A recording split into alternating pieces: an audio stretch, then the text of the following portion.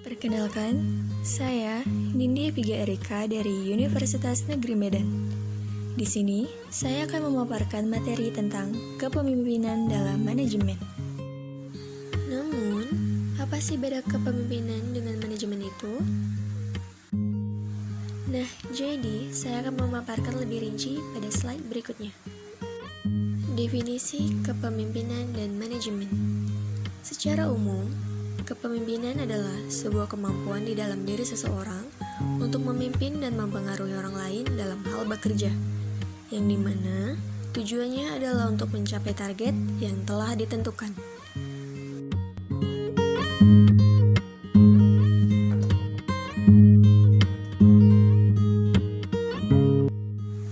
Kepemimpinan memiliki keterkaitan dengan fungsi pergerakan dalam manajemen.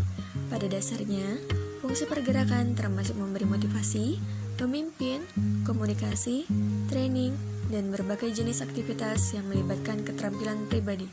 Jika para manajer menunjukkan kepemimpinan yang efektif di tingkat manajemen puncak, hal tersebut dapat menjadi acuan kunci untuk memotivasi mereka dan keberhasilan perusahaan atau organisasi. Tujuan kepemimpinan.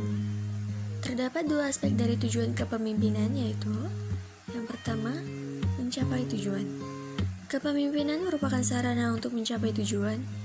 Tercapainya tujuan atau tidak dapat kita ketahui dari jiwa kepemimpinan yang dimiliki oleh seseorang. Yang kedua, memotivasi orang lain. Tujuan kepemimpinan ini dapat dilakukan dengan membantu orang lain agar termotivasi. Pemimpin yang efektif adalah pemimpin yang mampu memberikan motivasi kepada bawahannya untuk mencapai tujuan bersama. Fungsi kepemimpinan. Pemimpin memiliki fungsi yang sangat penting dalam sebuah organisasi, baik untuk keberadaan dan juga kemajuan organisasi tersebut. Pada umumnya, fungsi kepemimpinan dibedakan menjadi dua aspek, yaitu yang pertama, fungsi administratif. Fungsi administratif adalah pengadaan formula kebijakan administrasi di dalam suatu organisasi dan menyediakan segala fasilitas yang dibutuhkan. Yang kedua yaitu fungsi sebagai top management. Fungsi sebagai top management adalah fungsi pemimpin dalam proses aktivitas pembuatan planning, organizing, staffing, directing, commanding, dan controlling. Fungsi manajemen meliputi atas perencanaan, pergerakan, pengawasan, dan juga pengarahan. Skill kepemimpinan dalam organisasi. Yang pertama, memotivasi dan menginspirasi. Pemimpin yang hebat akan memberikan gambaran masa depan yang jelas dan memotivasi para bawahan untuk mendorong rekan tim agar tercapainya suatu tujuan. Yang kedua, memiliki integritas dan kejujuran tinggi. Tim akan menanyakan beberapa pertanyaan krusial kepada pemimpin. Pemimpin sudah sepantasnya menjawab dengan jujur tentang pertanyaan terkait. Yang ketiga, mempelajari dan menyelesaikan masalah. Seorang pemimpin dipilih oleh tim untuk menyelesaikan masalah dan mencari peluang besar. Pemimpin yang baik tentunya memiliki skill yang tidak dimiliki oleh rekan lainnya.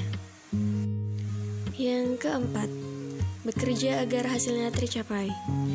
Seorang pemimpin yang baik akan terjun bersama tim untuk merealisasikan tujuan organisasi yang telah ditetapkan. Yang kelima, komunikasi yang bagus. Banyak media komunikasi yang dapat digunakan, contohnya telepon, email, meeting, dan lainnya. Apapun media komunikasi yang digunakan, pemimpin tetap harus menjelaskan tugas yang jelas dan terus berkomunikasi dengan tim agar pekerjaan berjalan dengan benar. Yang keenam, memiliki hubungan erat. Saling percaya dan saling memikul tanggung jawab akan terciptanya hubungan yang baik di lingkungan organisasi. Yang ketujuh, bersikap profesional. Yang kedelapan, memberikan strategi. Pemimpin tentunya paham mengenai kesalahan-kesalahan fatal yang akan berakibatkan kepada kegagalan visi. Oleh karena itu, pemimpin dituntut menjadi orang yang taktis dalam menghadapi persaingan.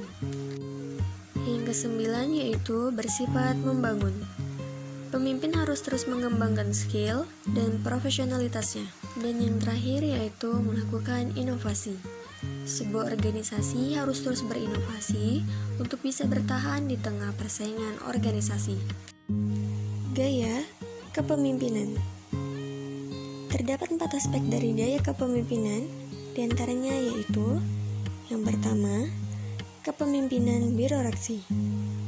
Gaya ini dilakukan dengan cara mengatur berbagai hal secara sistematis. Terdapat aturan-aturan tertentu yang membuat para bawahan harus mengikuti semua aturan yang ada. Yang kedua yaitu kepemimpinan autokratis. Gaya kepemimpinan autokratis memiliki kekuasaan mutlak dan nyaris tidak ada celah bagi bawahan untuk memberikan masukan.